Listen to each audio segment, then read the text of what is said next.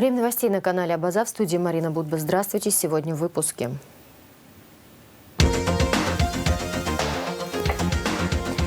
Адвокаты настаивают на полной непричастности своих подзащитных. Эдуард Шенкау, Игорь Скнарин и Тимур Топагуа представили свои аргументы на заседании по делу о тройном убийстве на набережной. Вандализм неприемлем. Назар Карданов, который в ночь на 15 января на автомобиле заехал на площадку Парка Славы в Сухуми, принес публичные извинения, уволен из рядов МВД. Хамсовая паутина продолжается в Абхазии. 21 тысячу тонн из разрешенных 27 выловили абхазские рыбаки.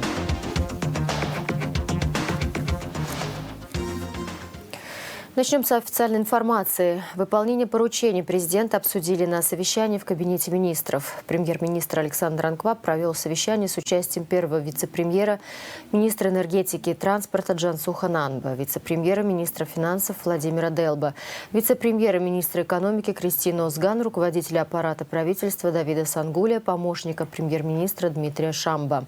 Обсуждалось выполнение поручений президента Аслана Бжани, постановление и распоряжения правительства, принятых в 2023 году, а также вопрос формирования вновь созданного Министерства энергетики и транспорта Республики Абхазия. По итогам встречи премьер-министр поручил руководству правительства завершить работу по реализации принятых решений и подготовить исчерпывающую информацию к предстоящему совещанию президента республики. К другим темам. Назар Карданов, молодой человек, который в ночь на 15 января текущего года на автомобиле заехал на площадку Парка Славы в Сухуми, принес извинения перед матерями погибших, родственниками похороненных в Парке Славы бойцов и всем народом Абхазии. Кроме того, Назар Карданов уволен из органов внутренних дел в связи с нарушением условий контракта за совершение проступков, несовместимых с требованиями, предъявляемыми к личным нравственным качествам сотрудника. Наш корреспондент разбирались в хронологии событий и реакции общества на акт вандализма. Инцидент, произошедший в ночь на 15 января в Парке Славы, активно обсуждают в абхазском обществе уже второй день. Со слов очевидцев мы знаем, что неизвестный на легковом автомобиле заехал на территорию мемориала, ездил по ней. К вечеру 16 числа информационное агентство «Аяшара» опубликовало видео, на котором сотрудник органов внутренних дел Назар Карданов приносит свои извинения перед матерями погибших, родственниками похороненных в Парке Славы бойцов и всем народом Абхазии, признавая, что за рулем той машины был он. Это видео набрало сотни различных комментариев. Люди писали, что извинения не приняты, что нужно отвечать перед законом, советовали встать в Парке Славы на колени. Иные писали, что если человек раскаивается искренне, то можно и простить. Позже в телеграм-канале Айтглора Ньюс появилось видео, на котором Назар Карданов уже стоит на коленях в Парке Славы. Прежде чем дождаться ответов от пресс-служб силовых ведомств, мы решили узнать, каков статус самого мемориала Парка Славы. В правительстве нам сообщили, что Парк Славы не находится ни в ведении республиканском, ни муниципальном. Вообще процесс подведомственности устроен следующим образом. В соответствии с законом о разграничении государственной собственности на республиканскую собственность и на собственность административно-территориальных образований от 2001 года актами Кабинета министров эта госсобственность распределяется. И в законе четко прописано, какая собственность должна быть республиканская, какая передается в муниципальную собственность. Ну, то есть на ведение местных органов госуправления. И вот в работе Кабинета министров мы руководствуемся этим основным законом. Есть уполномоченный орган в области управления госимуществом. Это Государственный комитет Республики Абхазия по управлению госимуществом и приватизацией. Этот орган, как уполномоченный, формирует соответствующий пакет документов, готовит различные рода проекты решений Кабинета министров, согласовывает их с уполномоченными органами и потом представляет на рассмотрение Кабинета министров. И на основании этой документации уже правительство Республики Абхазия производит разграничение собственности на республиканскую либо на местную. На данный момент статус Парка Славы как субъекта государственной собственности не определен. Что касается Парка Славы, расположенного в городе Сухум, то по имеющейся у нас информации данный объект он не разграничен, но кроме того, как я говорил выше, уполномоченный орган в установленном порядке, наверное, проводит работу в этом плане, и если будет соответствующий проект представлен Кабинетом министров, Кабмин уже примет необходимое решение в соответствии с действующим законодательством. Как рассказал Давид Ардзенба, инициировать процесс разграничения той или иной государственной собственности может как госком имущество, так и местные власти. Например, по инициативе администрации города Сухум не так давно Пантеон был передан в ее ведение. В Минкульте нам сообщили, что парк Славы входит в государственный список объектов историко-культурного наследия. Возвращаясь к инциденту, мы решили спросить у представителей ветеранских организаций, как они отнеслись к произошедшему и какими видят верные действия государства сейчас. Кладбище, могила, место захоронения для абхазов – это святое. Это место, где, значит, даже голос не превышают и разговаривают в таком, значит, режиме. Действие, что произошло, значит, на этом месте, это, неприемлемо для абхазского народа, для общества. Там была драма, когда вот привозили, значит, людей, родители там стояли, вплоть до того, что в яму падали, до того, что сознание теряли. Вот это место взяли, это вандализм в прямом смысле слова. Вот. Какая разница, что он надгробие снимал, это самое, или пришел на машине там кататься. Это вообще, его просто надо было на месте, значит, умертвить. Но меня опять удивляет то, что родственники, оставшиеся никто так пассивно. Мы стали такие пассивные, мы на все стали, мы стали диванными людьми все. Все на диване, все эксперты. А как можно было, слушай, там дети есть, родственники, братья, возмутились бы, мы, общество, возмутились, да. А эти что молчат? Посмеялись над могилами, поиздевался. Я совсем не верю, что он извинялся. Политическая партия Амцахара, узнав об инциденте, провела экстренное заседание политсовета, сообщил Автандил Сурманидзе. Члены партии единогласно осудили произошедшее. Никто не имеет права осквернять наших героев, наших ребят, близко подходить и вести себя неподобающим образом. Кто бы он ни был, какой бы статус у него ни был, эти ребята, которые покоятся там, победу, которую принесли нам, это вообще взбудоражило наше общество, и мы очень сильно осуждаем такой инцидент, такой больше не должно повториться.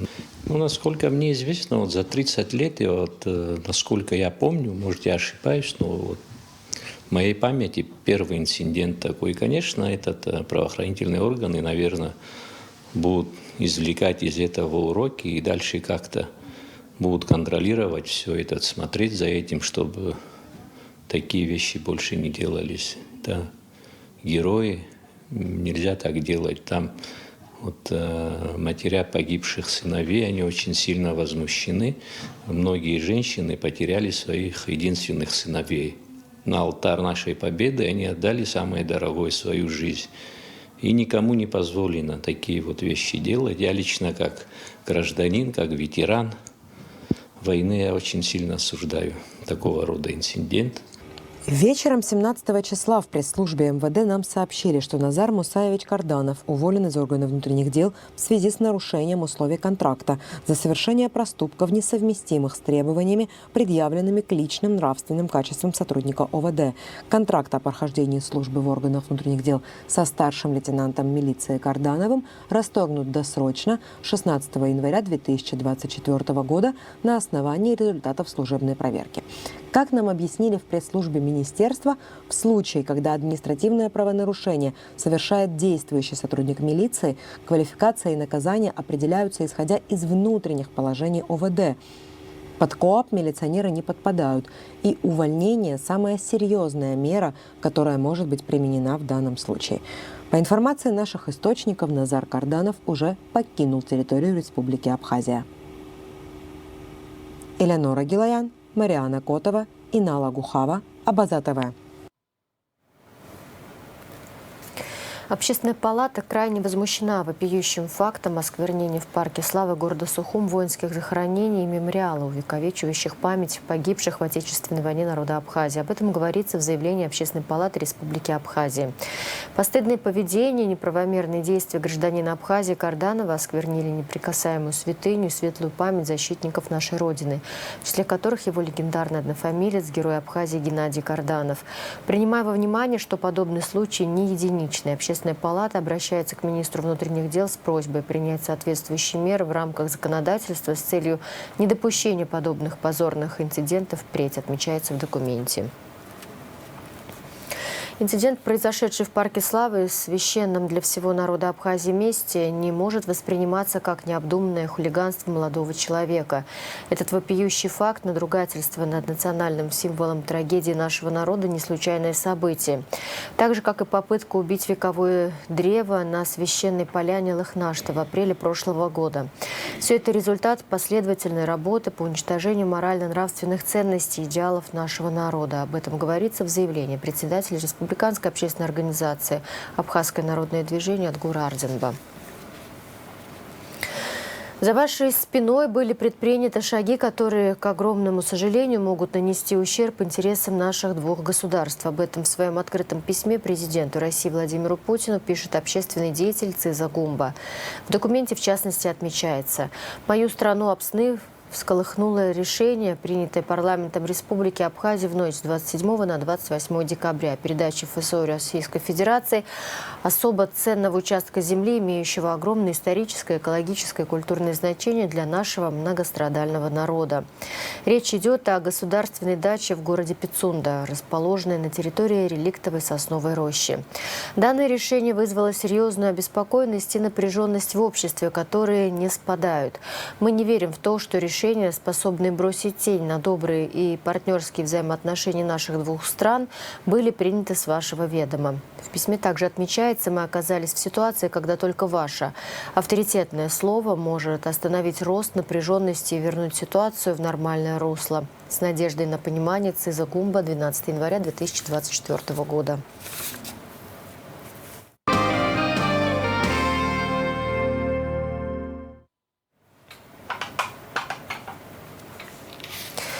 Пять ДТП зафиксировано в Абхазии за 15 дней Нового года. Министр внутренних дел Роберт Киут провел отчетно-плановое совещание по вопросам обеспечения дорожной безопасности с руководителями подразделений госавтоинспекции. Обсудили решения для опасных участков трассы, дисциплину сотрудников ГАИ. Смотрите материал пресс-службы МВД Абхазии. Министр внутренних дел Роберт Киут провел отчетно-плановое совещание по вопросам обеспечения дорожной безопасности с руководителями подразделений госавтоинспекции. Доложила ситуацию на дорогах республики за прошедшие праздничные дни начальник УГАИ Валентин Трапш. С 1 января зарегистрировано 5 ДТП, в которых пострадали 4 человека и погибли 2. При этом, как отметил начальник УГАИ, за отчетный период было составлено 86 административных материалов в отношении лиц, управляющих автотранспортом в нетрезвом состоянии. С отчетами о результатах деятельности за 15 дней наступившего 2024 года выступили начальники отделов ГАИ территориальных органов внутренних дел.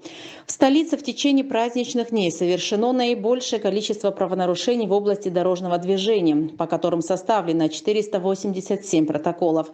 27 водителей привлечены к административной ответственности за управление транспортом в нетрезвом состоянии. За прошедшие 2 недели в Сухуме не имели места ДТП с тяжкими последствиями, доложил начальник ГАИ столичного управления внутренних дел. Как отметил министр внутренних дел Роберт Киут, в целом отрицательно на качестве работы столичного ГАИ сказывается кадровый недокомплект.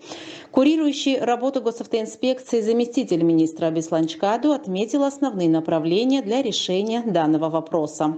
Все, что происходит в городе, это индикатор работы ГАИ в целом. Если в городе беспорядок, значит, по всей трассе у нас беспорядок. Значит, как делали ранее, я думаю, что, наверное, целесообразнее будет и сейчас так сделать. Сейчас спецвзвод укомплектован, наверное, как никогда, максимально людей достаточно там. Может быть, часть отправлять ежедневно экипаж или 2 в город на усиление до тех пор, пока не будет изменена ситуация в городе. Глава МВД обозначил проблемные зоны и поручил усилить службу. Что касается организации работы по городу, я думаю, что это будет вполне нормально подготовить, Львович, совместно план мероприятий, как экипажи будут распределены правильно, как будет проводиться работа, как будет налажено взаимодействие, под чьим руководством это будет происходить и кто ответственное лицо. Обязательно определяет ответственное лицо, с которого можно будет спросить в случае возникновения какой-то ситуации. Без ответственного лица ничего не получится. Так что подумайте, как лучше организовать с учетом имеющихся сил. Вот район и Сухум должны в унисон работать вместе. Им будет на помощь приходить спецсотряд. В Гудаутском районе, согласно отчету начальника территориального подразделения ГАИ, имело место одно ДТП со смертельным исходом. Выявлено 151 нарушение правил дорожного движения, из которых 10 – управление автомобилем в нетрезвом состоянии. По Гудаутскому району ситуацию нужно в корне менять. Как это сделать, я хотел бы услышать ваши конкретные предложения. Мы неоднократно говорили по Ацинскому повороту. Проводили по этому поводу совещания с нашими дорожниками. До сих пор никаких решений там не принято. После нашего совещания сколько ДТП там произошло? Да. Вот. Это что, не результат? Надо принимать какое-то решение. На других участках, где у нас особо опасные. Именно на территории Гудаутского района, как особо аварийного, министр внутренних дел поручил технической службе ведомства начать установку новых камер автофиксации нарушений ПДД. В Гагарском районе выявлено 471 нарушение правил дорожного движения. 6 водителей пребывали в нетрезвом состоянии. Как доложил руководитель службы ГАИ районного управления внутренних дел, имели место 3 дорожно-транспортных происшествия с тяжкими последствиями. 1 человек погиб и 2 получили травмы. Также по итогам проведенных служебных проверок в отношении ряда сотрудников Гагарской госавтоинспекции доложил руководству начальник управления собственной безопасности МВД. В частности, выявление фактов неправомерных взысканий денежных средств с водителей иностранных транспортных средств. По самой строгости буду наказывать всех тех, кто этим занимается. Никаких дисциплинарных взысканий, вплоть до возбуждения уголовных дел. Если вы не подчиняетесь своему руководству или отказываетесь выполнять приказы, то так и скажите, что мы не готовы выполнять ваши приказы. Но если вы согласны с этим, тогда не надо нарушать тот порядок, который установлен. Но я жду результата. Самого жесткого результата. Отдельные указания министрам даны по работе контрольного пункта милиции Нусера в части несения службы и показателей выявления правонарушений. В Сухумском районе за прошедшие выходные дни, как доложил начальник отдела ГАИ, выявлено 304 нарушения правил дорожного движения. Привлечены к административной ответственности 10 водителей, управляющих транспортом в нетрезвом состоянии. И имело место одно дорожно-транспортное происшествие, в котором пострадали 2 граждан. В восточной части республики, согласно отчетам руководителей подразделений территориальных отделов ГАИ, дорожных происшествий с тяжкими последствиями не зафиксировано. В Гулырыбском районе выявлено 93 факта нарушений правил дорожного движения и 1 водитель в нетрезвом состоянии. В Ачимчирском районе сотрудники ГАИ оформили 259 административных протоколов, в том числе 8 за управление транспортом в состоянии опьянения. 122 нарушения правил дорожного движения выявлено в Галском районе и 53 в Ткварчалском. В ходе совещания отдельные вопросы были поставлены по организации работы с кадрами подразделений госавтоинспекции и функциональных обязанностях начальствующего состава. Для того, чтобы сегодня что-то сделать, чего-то достичь, нужно работать. Личным и деловым качеством себе показать, что ты способен управлять. В конце концов, мы считаем результаты. И по результатам будем судить тот, кто решит. Министр внутренних дел Роберт Кют особо жестко определил требования к проведению воспитательной работы с личным составом управления ГАИ. В первую очередь направленную на то, чтобы наши сотрудники не нарушали правил дорожного движения, сами же не создавали аварийные ситуации. Если хотя бы раз я услышу о том, что в том или ином участке было совершено нарушение правил дорожного движения со стороны какого-либо экипажа, этот экипаж будет наказан полностью, вместе с водителем и всех тех, кто там будут присутствовать. Далее в ходе совещания отдельные вопросы были поставлены по организации работы в сфере административной практики. В связи с полным переходом на обновленное программное обеспечение ведомственных систем, в частности автоматической фиксации нарушений правил дорожного движения, руководством МВД определена дислокация личного состава с целью усиления уже действующих стационарных постов ДПС и открывающихся, а впоследствии мобильных, так называемых рубежей контроля. Данные меры приняты для расширения возможности уведомления граждан о совершенных правонарушениях в области дорожного движения и применения мер административного взыскания. Трое из 6 защитников выступили в рамках прений сторон. Эдуард Шенкау, Игорь Скнарин и Тимур Топагуа представили свои аргументы на заседании по делу о тройном убийстве на набережной. Все настаивают на полной непричастности своих подзащитных к преступлению. Адвокаты Марина Таня, Автандил Чкадо и Сергей Чекрян выступят на следующем заседании. Прения сторон продолжились 17 января в рамках судебного заседания по делу о тройном убийстве на столичной набережной в ноябре 2019 года. Подробности в ближайших выпусках новостей. Администрация города Сухум напоминает, что с 1 января 2024 года вступил в силу запрет на рекламу никотиносодержащей продукции торговых марок, производящих табачную продукцию. Статья 16, часть 2.1 закона о рекламе гласит: запрещена реклама табачной и никотиносодержащей продукции, курительных принадлежностей, в том числе трубок, сигаретной бумаги, зажигалок, устройств для потребления никотиносодержащей продукции, кальянов, а также реклама торговых марок, производящих табачную и никотиносодержащую продукцию, либо торговых марок, одним из видов деятельности которых является производство табачной и никотиносодержащей продукции.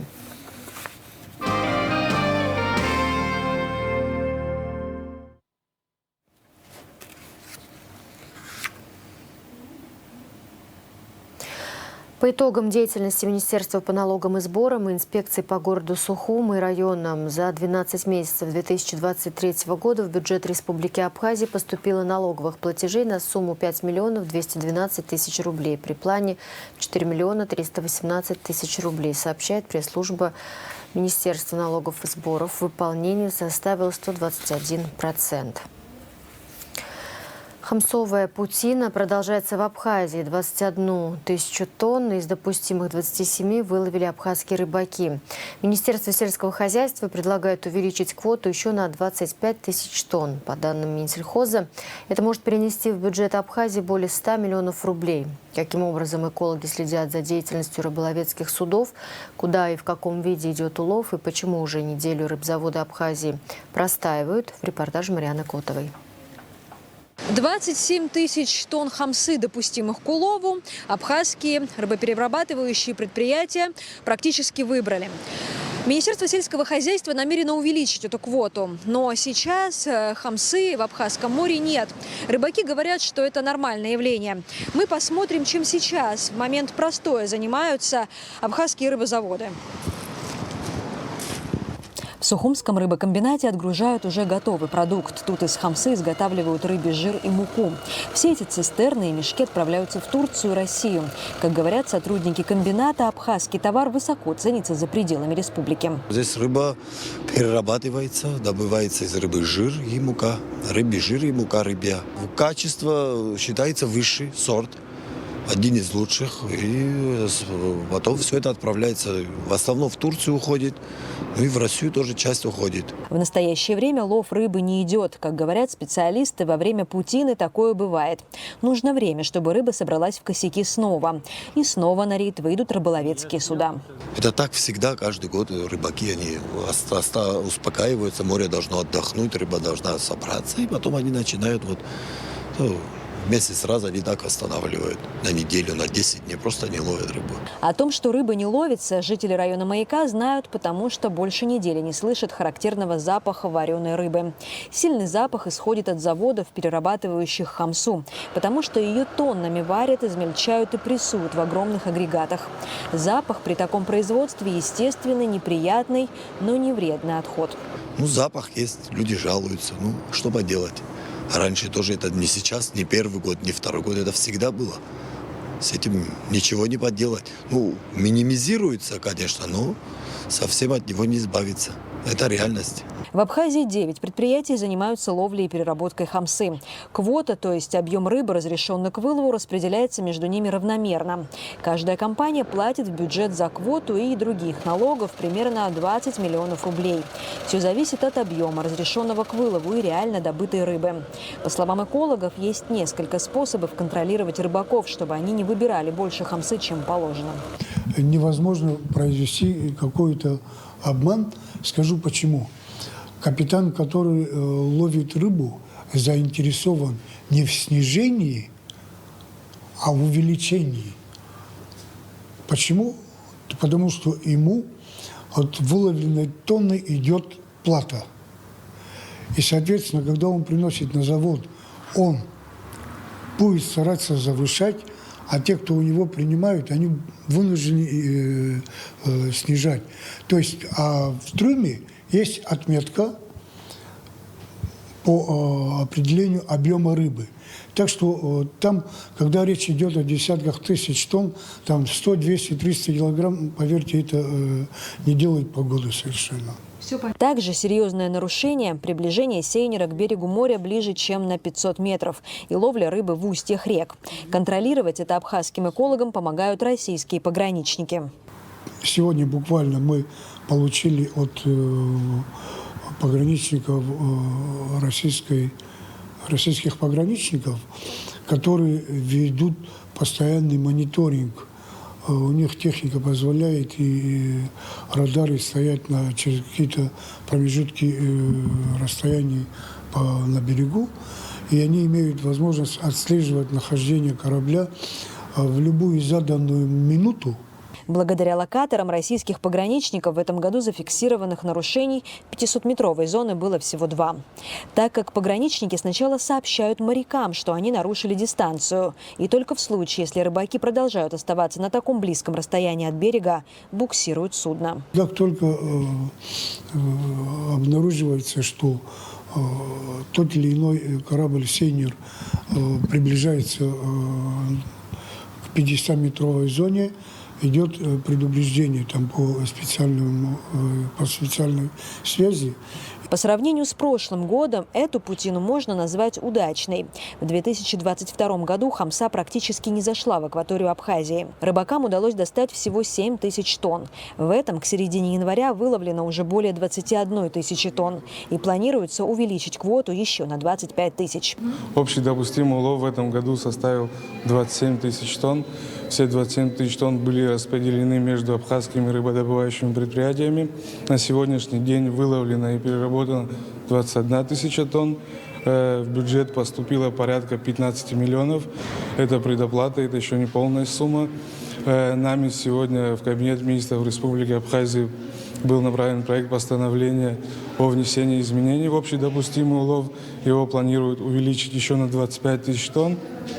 В случае благоприятной обстановки и вылова на все 100% в бюджет Абхазии поступит более 100 миллионов рублей. Как говорят специалисты, в этом году в Абхазию зашла хамса-трехлетка. Это практически возрастной максимум для этой рыбки.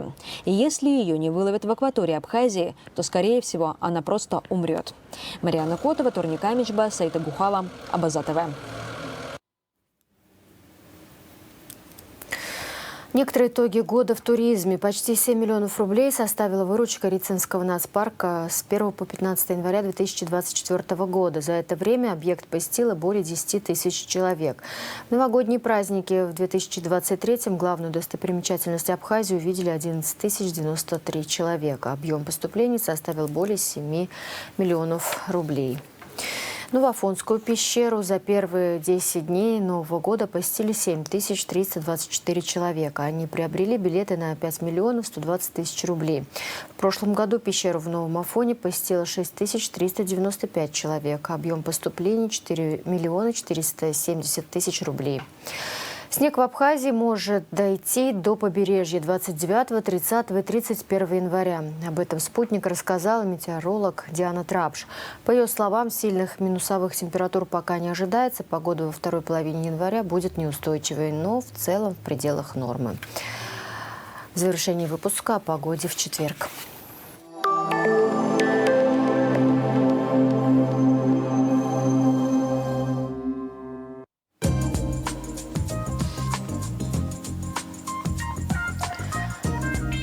С 18 января в Абхазии ожидается переменная облачность без осадков. Атмосферное давление повышенное, нестабильное. Ветер умеренный и значительный. Температура воздуха ночью 2,7, днем 9,14. Температура морской воды 11,12. Относительная влажность воздуха 60-80%.